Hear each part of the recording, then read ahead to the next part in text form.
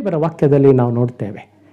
ರೋಮಾಪುರದ ಪತ್ರಿಕೆ 6ನೇ ಅಧ್ಯಾಯ 9ನೇ ವಚನದಲ್ಲಿ ನಾವು ನೋಡ್ತೇವೆ, ಜೀವಿತನಾಗಿ ಎದ್ದು ಬಂದದರಿಂದ ಆತನು ಇನ್ನೂ ಸಾಯುವವನು ಅಲ್ಲ. ಇದು ಬಹಳ ಸುಂದರವಾದ ಮಾತು. ಇದು ನನಗೆ ಓದುವಾಗಲೇ ನನಗೆ ಬಹಳ ಒಂದು ಶಕ್ತಿಯಾಗಿ ಆಶ್ಚರ್ಯವಾಗಿ ಕಾಣಲ್ಪಟ್ಟಂಥ ಒಂದು ಅದ್ಭುತವಾದ ಬಲವನ್ನು ಕೊಡುವಂಥ ವಾಕ್ಯವಾಗಲ್ಪಟ್ಟಿದೆ. ದೇವರ ವಾಕ್ಯವು ಹೀಗೆ ಹೇಳ್ತದೆ, ಆತನು ಜೀವಿತನಾಗಿ ಎದ್ದು ಬಂದದ್ದರಿಂದ ಆತನು ಇನ್ನೂ ಸಾಯುವವನು ಅಲ್ಲ. ಅದನ್ನೇ ಕಳೆದ ವಾರದಲ್ಲಿ ನಾವು ದೇವರ ವಾಕ್ಯದಲ್ಲಿ ಧ್ಯಾನಿಸಿದ ಹಾಗೆ ಯೆಶಾಯ 53ನೇ ಅಧ್ಯಾಯ 10ನೇ ವಚನದಲ್ಲಿ ನೋಡುತ್ತೇವೆ, ಯೆಹೋವನು ಈತನನ್ನು ಜಜ್ಜುವುದು ಯೆಹೋವನ ಸಂಕಲ್ಪವಾಗಿತ್ತು. ಈತನು ಪ್ರಾಯಶ್ಚಿತ್ತ ಯಜ್ಞವಾಗಿ ಒಪ್ಪಿಸಿದ ಮೇಲೆ ಆತನು ಈಗೋ ತನ್ನ ಸಂತಾನವನ್ನು ನೋಡುವನು, ಚಿರಂಜೀವಿಯಾಗಿರುವನು. ಚಿರಂಜೀವಿ ತನ್ನ ಸಂತಾನವನ್ನು, ಜನಾಂಗವನ್ನು, ತನ್ನ ಮಕ್ಕಳನ್ನು, ತನ್ನ ಕುಟುಂಬವನ್ನು, ತನ್ನ ಸಭೆಯನ್ನು, ತನ್ನ ಪರಿವಾರವನ್ನು ಆತನು ತಾನೇ ನೋಡುತ್ತಾನೆ. ಅದು ಮಾತ್ರವಲ್ಲ, ಆತನು ಚಿರಂಜೀವಿ ಆಗ್ತಾನೆ.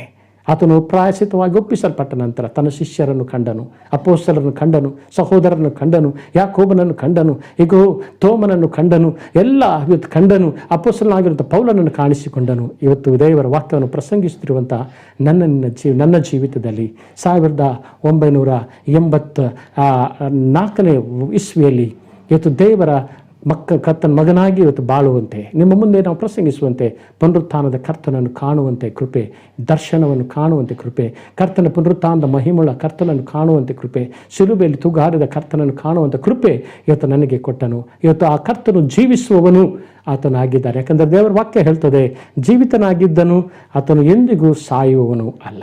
ಆತನು ಎಂದಿಗೂ ಸಾಯುವನಲ್ಲ. ಮರಣ ಅವನನ್ನು ಯಾವತ್ತೂ ಆಳುವುದೇ ಇಲ್ಲ. ದೇವರಿಗೆ ಸ್ತೋತ್ರವಾಗಲ್ಪಡಲಿ. ಹಾಗಾಗಿ ಇವತ್ತು ದೇವರ ವಾಕ್ಯದಲ್ಲಿ ಹೇಳುವ ಹಾಗೆ, ನೀವು ಆರಾಧಿಸುವ ದೇವರು ಸಾಯುವ ದೇವರಲ್ಲ. ಆತನಿಗೆ ಹುಟ್ಟು ಮರಣ ಎಂಬುದು ಇಲ್ಲ. ನಿತ್ಯ ನಿರಂತರವಾಗಿ ಯುಗಾಂತರವಾಗಿ ಜೀವಿಸುವಂಥ ದೇವರು ಆತನಾಗಿದ್ದಾನೆ. ದೇವರಿಗೆ ಸ್ತೋತ್ರ. ಅದೇ ಪ್ರಕಟಣೆ ಪುಸ್ತಕದಲ್ಲಿ ತನ್ನನ್ನು ತಾನು ಹೇಳಿಕೊಳ್ಳುತ್ತಾ ಪತ್ಮೋಸ್ ದ್ವೀಪದ ದರ್ಶನದಲ್ಲಿ ಯೋಹಾನನನ್ನು ಕಾಣಿಸಿಕೊಂಡು ಆತನು ಹೇಳುವಂಥದ್ದು ವಚನದಲ್ಲಿ ನೋಡ್ತೇವೆ. ಈಗ ಪ್ರಕಟಣೆ 1ನೇ ಅಧ್ಯಾಯ 18ನೇ ವಚನ ನೋಡ್ತೇವೆ, ಸತ್ತವನಾಗಿದ್ದೆನು, ಈಗೋ ಯುಗಾಂತರಗಳಲ್ಲಿ ನಾನು ಜೀವಿಸುವವನೇ ಆಗಿದೆ. ಯುಗಾಂತರಗಳಲ್ಲಿ ನಾನು ಜೀವಿಸುವವನೇ ಆಗಿದ್ದೇನೆ, ಜೀವಿಸುವವನಾಗಿದ್ದೆನು, ಜೀವಿಸುವವನೇ ಆಗಿದ್ದೇನೆ. ಹಲ್ಲೆಲೂಯಾ. ಇಂಥ ದೇವರನ್ನು ಆರಾಧಿಸುವಂಥ ದೇವರ ಮಕ್ಕಳಾಗಿರುವ ನಾವು ಆತನನ್ನು ನಾಮನ್ನು ಕೊಂಡಾಡುವಂತೆ ಆತನು ಕೃಪೆ ಕೊಟ್ಟನು. ಕಾರಣ ರೋಮಾಪುರ ಪತ್ರಿಕೆ 6ನೇ ಅಧ್ಯಾಯ 8ನೇ ವಚನ ನೋಡ್ತೇವೆ, ನಾವುಗಳು ಆತನೊಡನೆ ನಾವು ಜೀವಿಸ್ತೇವೆ. ಹಲ್ಲೆಲೂಯಾ. ಪುನರುತ್ಥಾನವಾಗಿ ನಂಬಿದಂಥ ಯೇಸುವನ್ನು ಯಾರ್ಯಾರು ನಂಬುತ್ತಾರೋ ಆತನೊಡನೆ ನಾವು ಜೀವಿಸ್ತೇವೆ.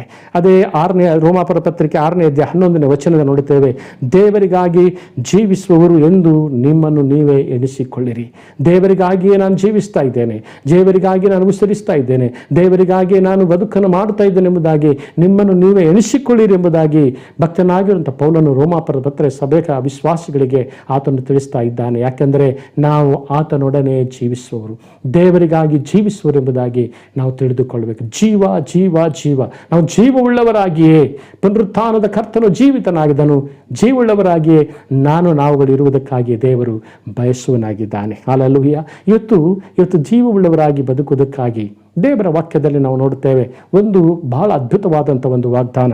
ರೋಮಾಪುರ ಪತ್ರಿಕೆ 6ನೇ ಅಧ್ಯಾಯ 13-14ನೇ ವಚನದಲ್ಲಿ ನಾವು ನೋಡುತ್ತೇವೆ, ಸತ್ತವರೊಳಗಿಂದ ಜೀವಿತರಾಗಿರಲಾಗಿ ನಿಮ್ಮನ್ನು ದೇವರಿಗೆ ಒಪ್ಪಿಸಿರಿ, ಪಾಪವು ನಿಮ್ಮ ಮೇಲೆ ಅಧಿಕಾರ ನಡೆಸದು.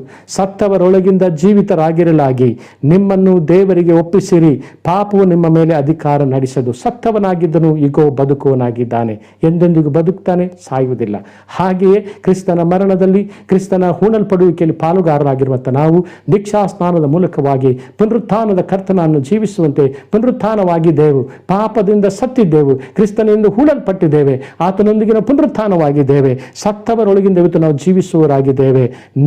ಆದುದರಿಂದ ನಮ್ಮನ್ನೇ ನಾವು ದೇವರಿಗೆ ಒಪ್ಪಿಸಿಕೊಟ್ಟು ಜೀವಿತ ನಡೆಸಬೇಕು. ಯಾಕಂದರೆ ಈ ಲೋಕದಲ್ಲಿ ನಮ್ಮ ಆಯುಷ್ಯದ ಕೊನೆಯ ದಿನಗಳವರೆಗೆ, ಉಸಿರು ಕೊನೆಯವರೆಗೆ ಯಾವ ಪಾಪವು ನಮ್ಮ ಮೇಲೆ ಅಧಿಕಾರ ನಡೆಸುವುದು. ಯಾಕೆಂದರೆ ನಾವು ಪುನರುತ್ಥಾನವಾಗಿದ್ದೇವೆ, ಪುನರುತ್ಥಾನದ ಕರ್ತನ ಮಕ್ಕಳಾಗಿದ್ದೇವೆ, ಪುನರುತ್ಥಾನದ ಕರ್ತನ ಅಭಿಷೇಕ ನನ್ನ ಮೇಲೆ ಇದೆ, ಪುನರುತ್ಥಾನದ ಮಹಿಮೆ ನಮ್ಮ ಮೇಲೆ ಇದೆ.